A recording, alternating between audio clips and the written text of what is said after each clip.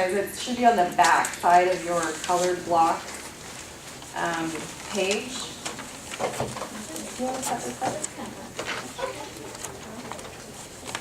This is a kind of little case study, and I'll let you read it, but well, maybe I'll read it. No, I'm not going to read it. You can all read it. Gives you an example of a situation that may have occurred somewhere, and some complications, so it's not unlike programs or projects in reality. And what I'd like you to do at your table is read through the case, read through the complications, and then once your team is ready, answer these 3 questions or discuss amongst yourself. What are the business goals for this project? What do you still need to know that you can't tell from the information that you have? And if it was you and you were responsible for that first piece, and in fact, can you go back 1 slide? If you were responsible for this, okay, how would you get started on that process? If you have questions, Nina and I are both going to walk around and turn off our microphone. Let's discuss a little bit. This is the kind of thing that you actually, anybody ever hit a problem like this or a challenge like this or a set of constraints like this? Because I know I have. So when you look at it from your group, what did you see as business goals? What are some of the business goals that you can readily identify? Okay, so reducing costs by 50% in 5 years. What else? Improve service. Improve service levels. Hold the cost of tuition steady. Okay, are they going to be able to hold the cost of tuition steady? Is there a way that they could tie what they're doing to tuition? If they can justify the cost of the back office is what is fed into the cost of tuition. So if they in fact did a business case and hardwired their savings, in other words, sucked it out, they actually could hardwire that. That's obviously not a simple business case, and I'll let Nina say whatever she wants to say about that.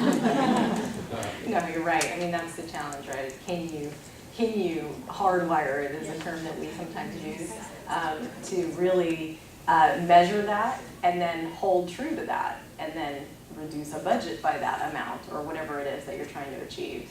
So while this might not actually reduce tuition, what is that piece of information? Because that's an important piece of information. That's a want. Well, it's a want, and it's also something that maybe your stakeholder group would care about.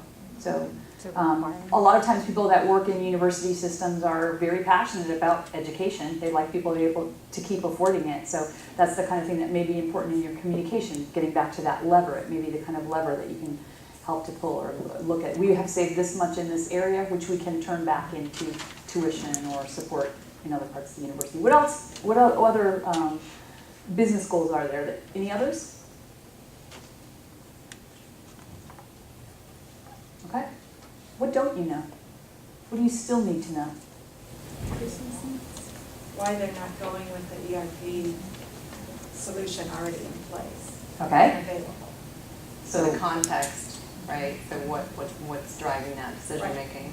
Why are they driving for that? I heard business needs. You need to know what the business needs are. What's driving this? Why, like she said, why ERP is not meeting their needs? Why are they looking into the cloud solution? What's the difference between the ERP system and this cloud solution that they're looking for? Has anybody run across a situation similar to that with end users seeing a solution? It might not be a cloud solution, but they find some fancy shiny widget and they're like, oh my gosh, it's on my phone. I can do it at night while I'm sleeping. It's just a big red button. I come in and push it in the morning. It's perfect. Those are challenging. Is that a business need? Okay. Is it absolutely not a part of the solution? Not necessarily. Right. It's not black or white here. You're going to have to kind of piece that out. So what else don't you know or do you need to know as you step into this effort? You've been assigned as a business analyst. What else do you need to know? What's their requirement? Who the customers are? The requirement? The requirements from where? From those back office functions? From the back office. Yeah, Any other requirements that you might want to know about? Mandates, Budget. laws, Budget. What's coming? mandates, any laws or mandates that govern. Oh, laws, mandates that govern. Yes, absolutely. Because when you get into university systems and so on. You get into all kinds of personally identifiable information, and you also get into federal funds for student aid, and so there's all kinds of laws about that have to be followed to the letter. What else do you need to know? You also need to know the current IT infrastructure there to know what you're capable of, what technology you're capable of doing.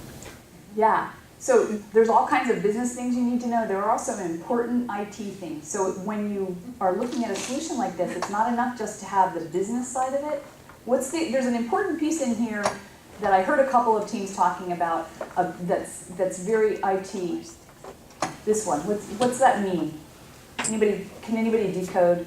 As a part of the statewide enterprise architecture strategy, there's a drive to use existing solutions. Why would a state do that? Shared services, it's, you leverage what you've already bought and paid for, and more users added into the mix and save money. Absolutely. So I've actually seen in a different state, not this state, but in another state, where the university systems had decided that they had to have a completely different way of doing HR because they were so unique. Has anybody had an end user that's unique? Is it just me?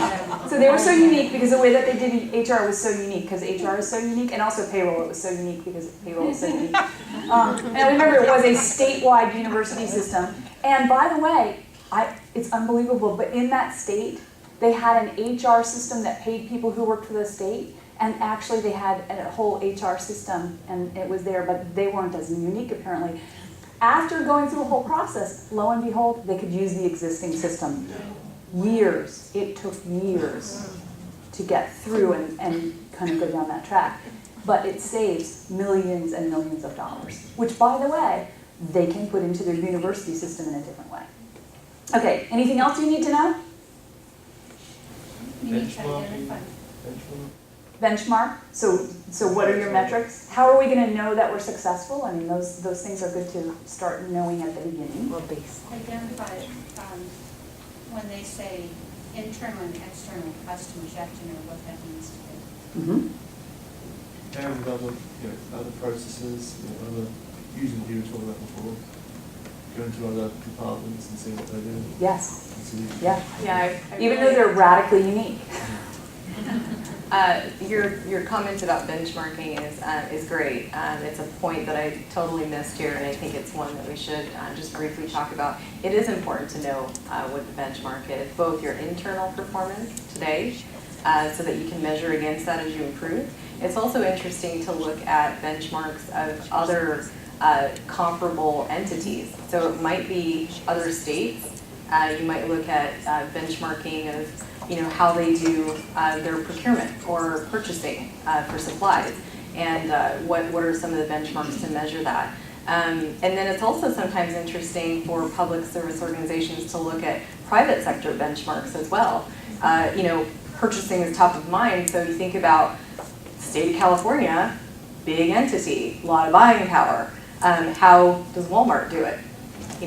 How can you leverage that buying power? How can you procure better? Or even if you're talking about school districts, how can school districts, large school districts, buy together? If you look at benchmarks, you're able to measure that and figure out how could we perform even better.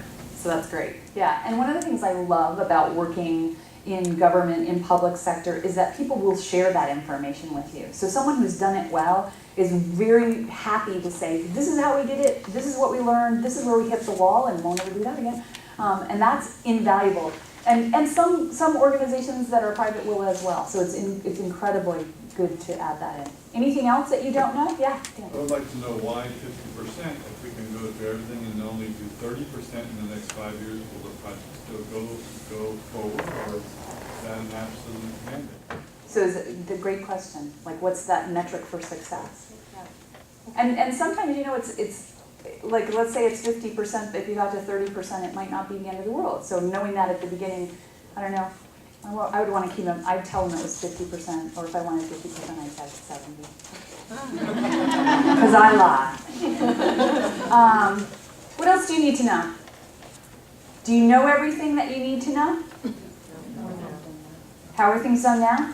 And I think the other thing to remember is you never know everything that you need to know. And I think if you keep that in mind, that's a really important piece. Anything else you wanted to add? Okay, How do you get started on that first part? What are you going to do? You're the business analyst. You've been assigned. What are you going to do? Identify stakeholders. That was what I would say. Cheater. Okay, what else? You've identified your stakeholders. What else do you need to do? Identify the as-is. What's happening today? How much time are you going to spend on it? Well, Come on. just Come on. enough to know what to. Just enough, that's right. Don't spend don't spend months and months going, and now then you get calls, okay, we're gonna put that on the wall. Then what? What else are you gonna do? Don't make me wait. Because I can't. What must you have?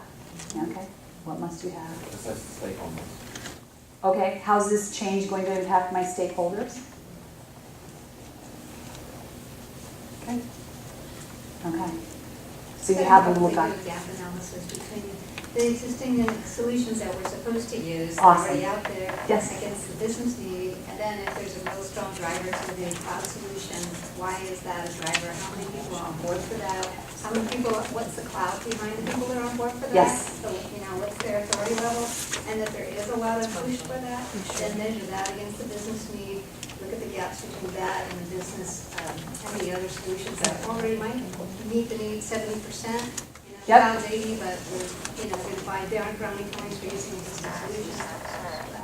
Right, so getting that and getting your end users involved in that, because they may not know what's possible. And when you're doing a solution like this, if you have an existing, if they have an enterprise architecture strategy that's going and you have solutions, get someone in who can really make it work well. So that end user can see it. Don't get somebody in who does a real technical demo. Get somebody in who can really help people see, look, this is how you could use this. And make it look so that I could understand if I work in a particular division, okay, this looks like my universe, let me understand it. Because obviously if they're looking at something new and shiny, the new and shiny is always people will spend time making it look really just like you. It looks really good, so getting that view. The other thing that I would say is you want to look at the cost as you're doing that analysis. What's the cost of using the existing solution versus the cost of bringing in a new solution, both at the beginning and then over time. So for those of you who aren't technical, the cost at the beginning is oftentimes the little cost, and the cost over time is connecting it to everything else that it has to connect to and passing the information correctly and getting all the reports accurate. That's the big cost, so look at the cost of those two things. And educate your end users, because they don't know that when they're looking at something. It's like I don't know when I go in sometimes to buy something technical and I just want it. And then I find out I have to rewire the whole network at home. You also have to identify risks, Yes, okay, risks, good. especially using a cloud solution for HR information. Okay. Right, so you have Exactly a, right. with that? I said that's what's right. Yeah, That's a good absolutely. observation. Yep, yep. Okay. Anything else? Nope. All right, so now we're going to stop talking and so on and open it up for questions for people who'd like to ask questions. A couple more. We have a couple more slides. Wait, I'm done. Oh, yes, wrapping it all up. Sorry. I'm supposed to wrap it all up. So just to summarize, if you thought of this as the curriculum and you were going to business analyst school, these are some of the courses. This today was Business Analysis 101. It's like that undergraduate course that you take and you think, oh my gosh, I know everything about it, but then you find out later that there's a course for everything that you spent one day on.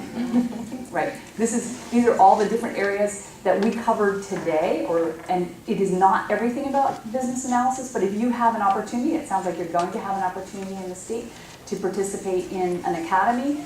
These are the kinds of courses you want to look for, and it's really an awesome opportunity, I thought, when I heard about that, to really kind of think about where are the places that you want to focus your energy. There are, as Nina said, there are whole books written about all of these things. There are classes that you can take online. Some of them are freely available, but definitely look and see what are the pieces that really you need to focus on because you haven't worked on before, or what are the areas that you're really passionate about and you'd like to learn more about, because there's opportunities.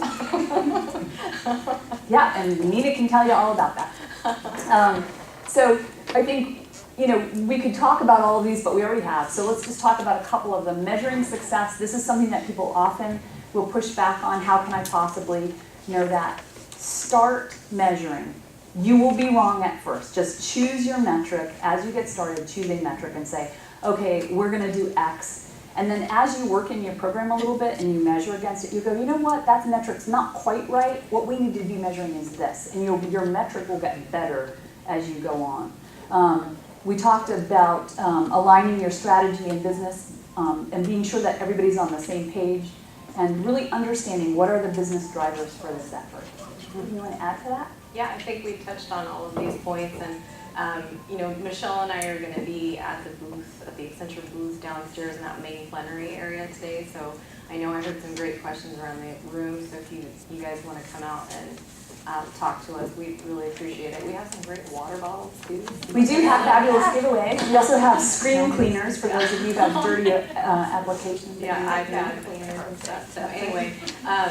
So if you want to ask a question here, we're happy to address those, or if you want to come see us afterwards, that works too.